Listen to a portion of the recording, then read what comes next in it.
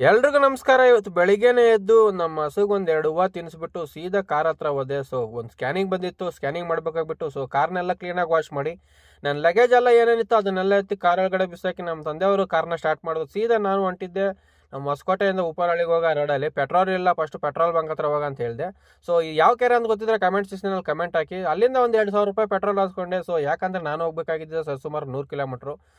ಅಲ್ಲಿಂದ ಇನ್ನೊಂದು 20 ಕಿಲೋಮೀಟರ್ ನಮಗೂ ತುಂಬಾ ಹಸುವಾಗಿತ್ತು, ನಾಷ್ಟ ಟೈಮೂ ಆಗಿತ್ತು. ಸೊ ಅದಕ್ಕೋಸ್ಕರ ಅಲ್ಲೇ ಸೈಡಲ್ಲಿರೋ ಹೋಟ್ಲಲ್ಲಿ ಒಂದು ಚಿತ್ರಾನ್ನ ತಿನ್ಕೊಂಡು ಮತ್ತೆ ಸೀದಾ ಅಲ್ಲಿಂದ ಹೊಂಟಿದ್ವಿ ನಾವೇ ಬಾಗೇಪಲ್ಲಿಗೆ. ಇವಾಗ ಏನು ನೋಡ್ತಾ ಇದ್ದೀರಿ, ಇದು ಬಾಗೇಪಲ್ಲಿ. ಯಾರನ್ನ ಬಾಗೇಪಲ್ಲಿ ಅವ್ರು ಈ ವಿಡಿಯೋ ನೋಡ್ತಾ ಇದ್ರೆ ಒಂದು ಕಮೆಂಟ್ ಹಾಕಿ. ಸೀದಾ ಅಲ್ಲಿಂದ ಪಾಯಿಂಟ್ ಹತ್ರ ಹೋದ್ರಿ. ಸೊ ಅಲ್ಲಿಂದ ಕಸ್ಟಮರ್ ಗಾಡಿ ಹೋಗಲ್ಲ ಅಣ್ಣ, ಬೈಕಲ್ಲೇ ಹೋಗ್ಬೇಕಂದ್ರೆ ಅಲ್ಲಿಂದ ಅವರೇ ಕರ್ಕೊಂಡೋದ್ರು. ತುಂಬಾ ಹಳ್ಳ ದಿನ್ನೆ ಮತ್ತು ಬರೀ ಬಂಡೆಗಳಿರೋ ಪ್ರದೇಶ ಫ್ರೆಂಡ್ಸ್ ಇದು. ಸೊ ಹಾಗಾಗಿ ಅವರೇ ಬೈಕಲ್ಲಿ ಕರ್ಕೊಂಡು ಹೋಗ್ತೀನಿ ಅಂದರು. ಅವ್ರ ಭಯ ಮುಖಾಂತರ ಏನು ಹೇಳ್ತಾರೆ ಕೇಳಿಸ್ಕೊಳ್ಳೋಣ. ವಿಡಿಯೋನ ಲಾಸ್ಟ್ವರೆಗೂ ನೋಡಿರಿ. ವಿಡಿಯೋ ಹಾಕ್ತೀನಿ ಇಲ್ಲಲ್ಲ, ಹಾಕೊಂಡು ಏನು ಒಳ್ಳೆ ಆಫ್ ರೋಡಪ್ಪ.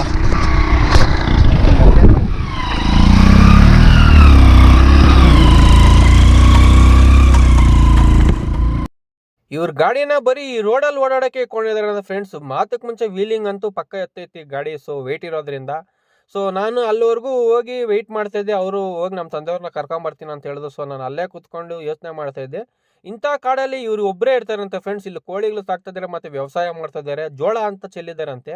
ಸೊ ಅವ್ರು ಬರೋವರೆಗೂ ಏನು ಮಾಡೋದು ಅಂತ ಸುಮ್ಮನೆ ನಾನು ಸುತ್ತು ನೋಡ್ತಾ ಇದ್ದೆ. ಹಿಂದ್ಗಡೆ ನೋಡ್ಬೋದು ಟೊಮಾಟೊ ಹಣ್ಣಿದ್ದಾರೆ. ಸೊ ತುಂಬಾ ಚೆನ್ನಾಗಿತ್ತು ಫ್ರೆಂಡ್ಸ್ ಈ ಜಾಗ. ಬರೀ ಇವ್ರು ಮಾತ್ರನೇ ಇರ್ತಾರಂತೆ ಇಲ್ಲಿ. ಯಾರೇ ವಾಸ ಇಲ್ಲ, ಯಾರು ಜನಗಳು ಸಹ ಓಡಾಡಲ್ಲ. ಸರ್ಸುಮಾರು ಮೇನ್ ರೋಡಿಂದ ಒಂದು ಕಿಲೋಮೀಟ್ರ್ ಒಳಗಡೆ ಬರಬೇಕು. ಸೊ ಅವ್ರು ಬಂದಮೇಲೆ ನಾನು ನಮ್ಮ ಲಗೇಜ್ಗಳೆಲ್ಲ ಎತ್ಕೊಂಡು ಸೀದಾ ಪಾಯಿಂಟ್ ಹತ್ರ ಕರ್ಕೊಂಡೋದ್ರು. ಹಂಗೆ ನಡ್ಕೊಂಡು ಹೋಗ್ಬೇಕಾದ್ರೆ ನನಗೊಂದು ಹುಳ ಕಾಣಿಸ್ತು. ಈ ಹುಳ ಏನಂತ ನಿಮ್ಗೆ ಗೊತ್ತಿದ್ರೆ ಕಮೆಂಟ್ ಸೆಕ್ಷನಲ್ಲಿ ಕಮೆಂಟ್ ಹಾಕಿ. ಸೊ ಇವ್ರು ನಾಯಿ ಸೇಫ್ಟಿಗೋಸ್ಕರ ಒಂದು ನಾಯಿನೂ ಸಾಕವ್ರೆ, ಡಾಬರ್ ಮ್ಯಾನು, ಒಳ್ಳೆ ಸೈಜ್ ನಾಯಿ ನೋಡ್ಬೋದು. ಸೊ ಸೀದಾ ಬೋರ್ ಹತ್ರಕ್ಕೆ ಹೋದೆ ಫ್ರೆಂಡ್ಸ್. ಈ ಬೋರಲ್ಲಿ ಯಾರೋ ಪಾಪ ಬೋಟ್ರಸ್ ಕಲ್ಲು ಹಾಕ್ಬಿಟ್ಟವ್ರಂತೆ. ಆ ಬೋಟ್ರಸ್ ಕಲ್ಲನ್ನ ರೆಡಿ ಮಾಡೋಕೆ ಹೋಗಿ ಬೋರೇ ಹಾಳಾಗೋಗ್ಬಿಟ್ಟಿದೆ. ನಾನು ಹೇಳಿದೆ ಈ ಕೇಸಿಂಗ್ ಎಲ್ಲ ಓಪನ್ ಆಗಿರೋದ್ರಿಂದ ಈ ಬೋರ್ ರೆಡಿ ಆಗೋದಕ್ಕೆ ಆಗಲ್ಲ ಅಣ್ಣ, ತುಂಬಾ ಖರ್ಚಾಗುತ್ತೆ, ಇನ್ನೊಂದು ಬೋರ್ ಹಾಕೊಂಬೋದು ಅಷ್ಟು ಖರ್ಚಾಗುತ್ತೆ ಅಂತ ಹೇಳಿದ್ರು. ನಾನು ತುಂಬ ಸ್ಕ್ಯಾನಿಂಗ್ ಸಹ ಮಾಡಿಕೊಟ್ಟೆ, ವಿತ್ ವೀಡಿಯೋ ಕೊಟ್ಟೆ. ಮತ್ತೆ ಹಂಗೆ ಮತ್ತೆ ವಾಪಸ್ ಹೋಗ್ಬೇಕಲ್ಲ, ಮತ್ತೆ ಎಲ್ಲ ಬಾಬಿನೆಲ್ಲ ಗಾಡಿವರೆಗೂ ಎತ್ಕೊಂಬಂದು ಕೊಟ್ಟರು. ಅವರು ತುಂಬಾ ಕಷ್ಟ ಬಿದ್ದರು. ಇವ್ರ ಹೆಸರು ಅರುಣ್ ಕುಮಾರ್ ಅಂತ.